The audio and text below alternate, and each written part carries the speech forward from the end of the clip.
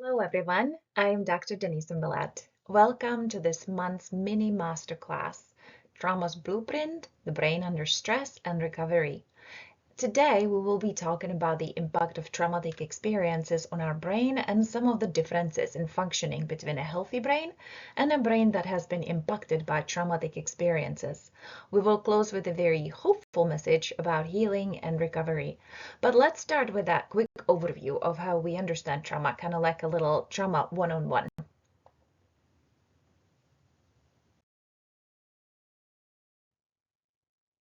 So one of the best definitions of trauma that's out there comes from SAMHSA, or Substance Abuse and Mental Health Services Administration, which says trauma is an emotional or physical response to one or more physically harmful or life-threatening events or circumstances with lasting adverse effects on your mental and physical well-being.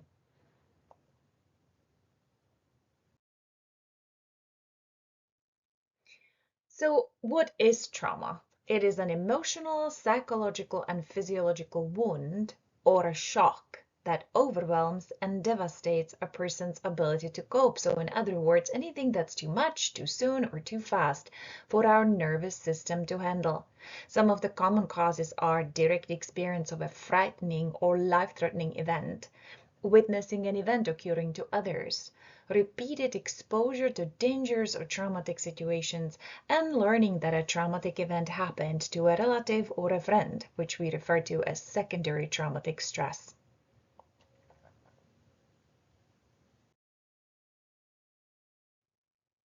So there are three types of traumatic experiences. The first one is acute or type 1 trauma, which is a single event that just lasts for a limited time. So this is where you can think about something like a car accident. Then we have a chronic or type 2 trauma, which are multiple or cumulative events. So let's say this could be somebody who is in a relationship with domestic violence, where there is a domestic violence incident that happens repeatedly. And then complex trauma. So this is the most difficult form of trauma, because we're looking at multiple events that are beginning at a very young age and then just kind of keep on building up. So the trauma, especially if not resolved in childhood, becomes really complex in adulthood.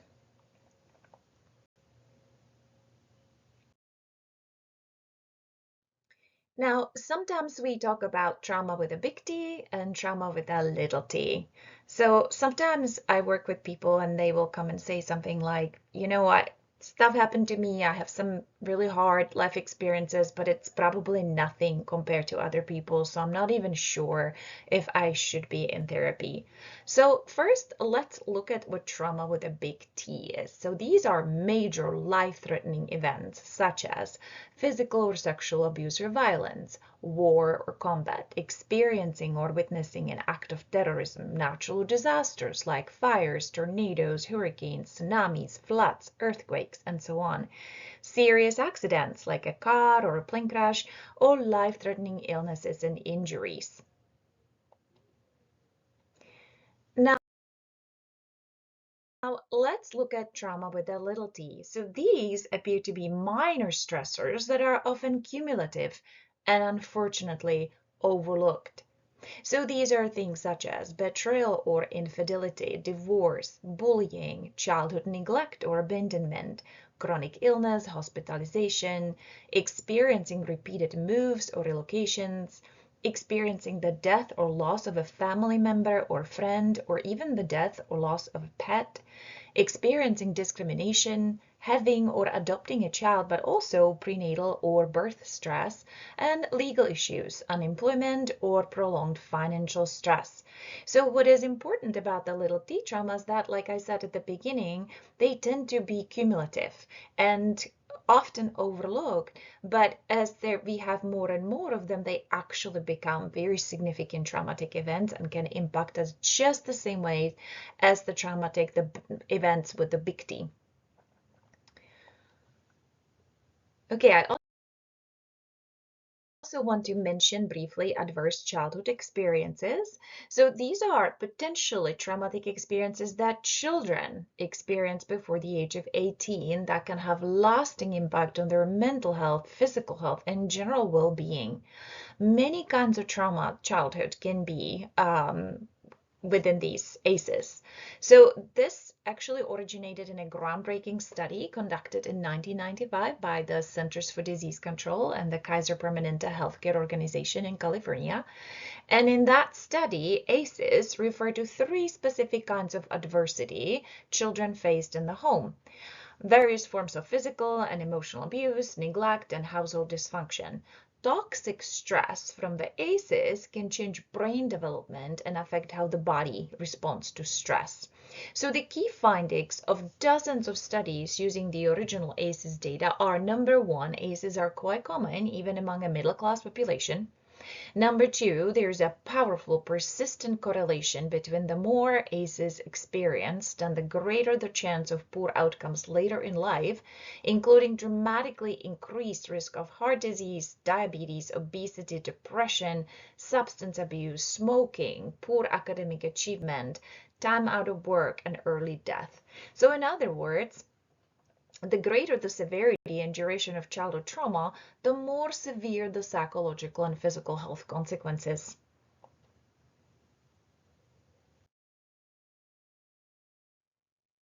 Now, what are some of the common reactions to trauma? So the most important thing is that trauma affects everyone differently. The same event can have a minor effect on one person and a devastating effect on another. Sometimes I use as an example two people who get into a very similar kind of a car accident, and one of them, sort of shakes it off and next day gets back into a, another car and happily drives to work. Whereas another person may be very afraid to go back into the car. And even if they get into the car, they are shaking, they're experiencing a lot of anxiety, they have a fight and flight response, and they just cannot drive. And it takes a long time in therapy to kind of work through that experience and get them back to driving. So same event or similar event, completely different effects on different people. So here we're looking at trauma affecting us on a really neurological level and quite literally changing our brain, which is what we're talking about today. And some of these changes include overactive nervous system, increased production of stress hormones, especially adrenaline and cortisol, affected ability to make clear decisions, inability to engage in healthy social interactions, and impaired focus and memory function.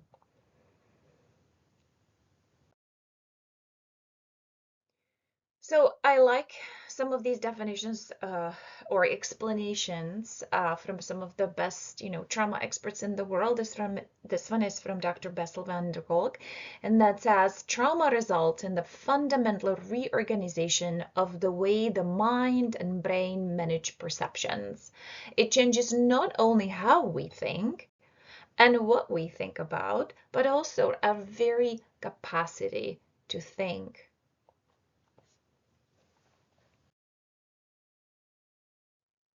Another definition comes from Dr. Peter Levine, which says trauma is about a loss of connection to ourselves, to our bodies, to our families, to others, and to the world around us.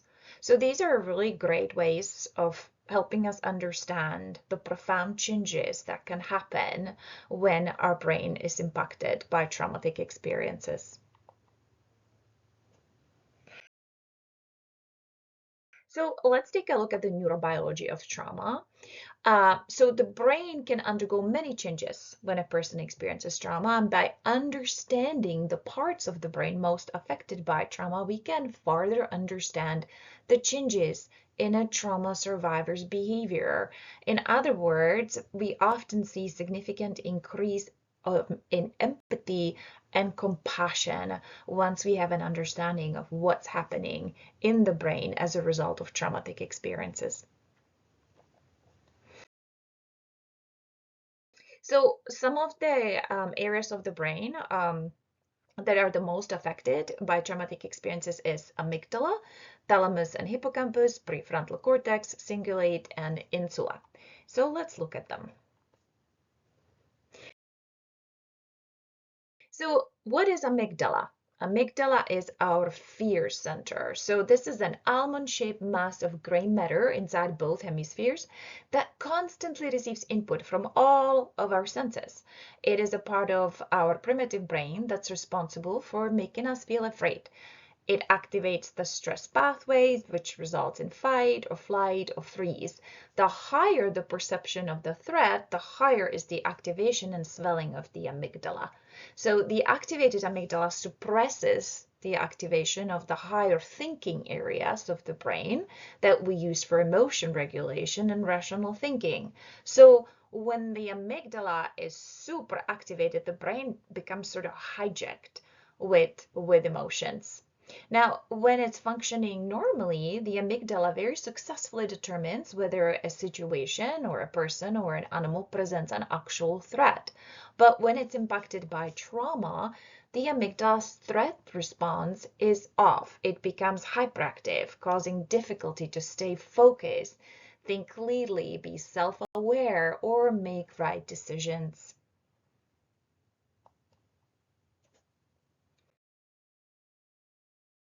Let's look at thalamus and hippocampus, which is our memory center, and the difference between the healthy and the compromised. So all input that comes to your brain through your sensory organs, ears, eyes, nose, skin, and body come together and become integrated, full memories on the thalamus, in the thalamus. So when you are triggered and you are highly aroused, your thalamus becomes dysfunctional and leaves your brain with mixed, unintegrated sensations and images and thoughts that make you feel lost and confused and unable to completely comprehend and recall what happened to you. If we were to look at the fMRI scans, we would see that trauma survivors have slightly smaller and less active hippocampus than those with no trauma history, which can cause difficulty with memory and stress regulation.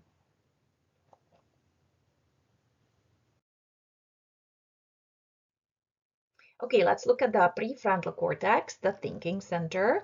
So all input, um, so the healthy, the prefrontal cortex is receiving the information that comes in through the sensory. And when we have a very healthy prefrontal cortex, there is a dorsolateral, like an outer area of that part, which is responsible for decision making and concentration, awareness of others, empathy, and social intelligence. And then the central area of the prefrontal cortex is the ventromedial, which is responsible for self-awareness, self-regulation, and personality. So when the brain is impacted by traumatic experiences, this area of the brain that's responsible for so much is really underactive. So we start to notice pretty significant issues in daily life, in relationships, in work, and other areas of life.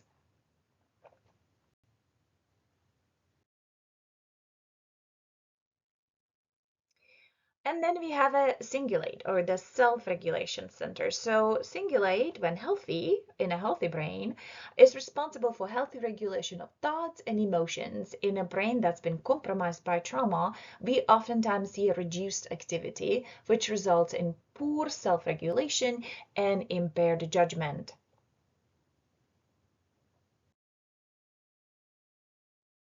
And then insula. So insula is the interoception center. So kind of like a center responsible for us being aware of our internal experiences. So a healthy insula provides great awareness of internal experiences and really helps us connect with any kind of internal sensation, such as I am cold or I'm hungry. In the brain that's been compromised by trauma, we have a difficulty identifying or managing distressing situations and emotions. And sometimes the insula can be either overactive, which then results in frequent emotional outbursts, or it can be underactive, causing dissociation and numbing.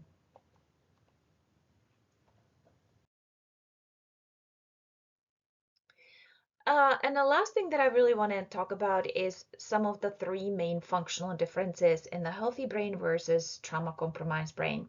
So the first one is the enhancement threat perception. So as a trauma survivor, you may tend to see danger where other people just see manageable challenges or problems.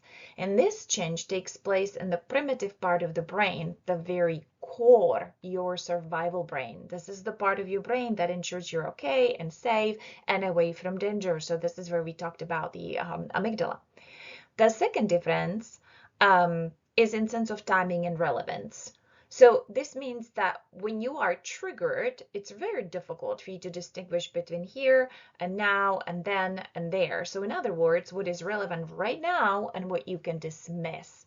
Your filtering system is off, which makes it very difficult for you to fully engage in the present moment or just ordinary situations. So think about if somebody, let's say, had a traumatic experience many years ago that happened in a bathroom where there was a smell of cleaner or some bath supplies, cleaning supplies, something like that.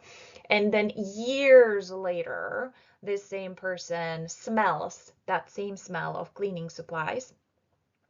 It will trigger memories, or at least fragments of memories of the traumatic experience, and all of a sudden the brain, that functioning, that filtering system that kind of helps me determine, hey, that was 5 years ago, that's not actually happening right now, it doesn't work.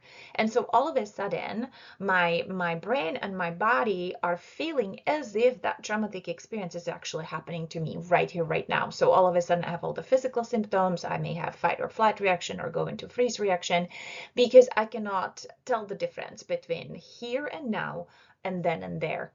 And then the last functional difference is that the self-sensing system is broken. So this system is the system that kind of runs through the midline structure of the brain and kind of allows you to be attuned and experience yourself.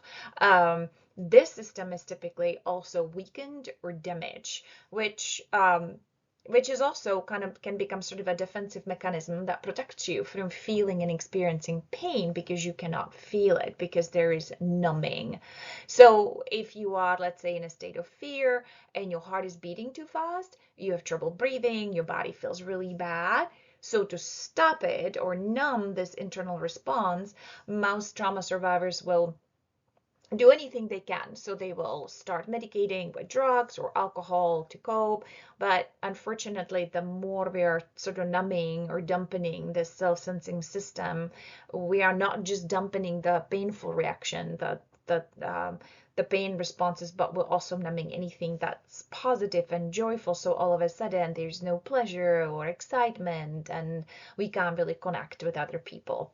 So those are the three main differences that were actually identified by Dr. Bessel van der Kolk, who is a trauma expert and has been a trauma expert for many years. So this is based on his work. He actually has a book out there called The Body Keeps the Score. I highly recommend this book to learn more about these concepts, as this is just a very kind of a brief introduction to give us some understanding between a healthy functioning brain and brain that has been compromised by traumatic experiences. And then now for the hope. So after all this, so let's talk a little bit about hope and healing and recovery. So in the next month's masterclass, we will be talking a lot more about healing and the concept of neuroplasticity. So what is neuroplasticity? So it's like your brain's flexibility, and it's like a superpower. It means your brain can change and adapt throughout your life, like rewiring itself. When you learn something new, a practice or a skill, or even recover from an injury, your brain creates new connections between its neurons, the cells in your brain. It's how we grow, improve, and bounce back. It's what makes humans so adaptable. So think of it as your brain being like a sponge that learns and reshapes itself based on your experiences. Pretty amazing, right?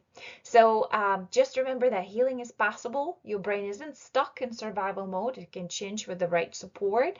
New pathways can be built through positive habits and therapies, and small changes can make a big impact. So in the next class, stay tuned as we talk about mindfulness and movement and connection and healing. Um, so like I said, we'll talk more about all of that and how we can use it to heal, thrive, and build life worth living. And that is a wrap for this little mini masterclass.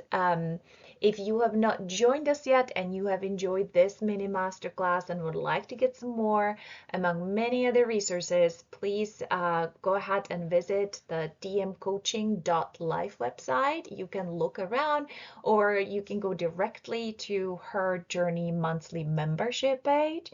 In our effort to make these resources available to all women everywhere, we make it super easy to join and super affordable. If you have any questions about any of it, please send us an email. You can also contact me and learn more about me and my work at my website, at my other website, denisemillett.com. But if you want to join Her Journey, please go to the dmcoaching.life. And that's it. And I'll be back next month. Thank you, everyone.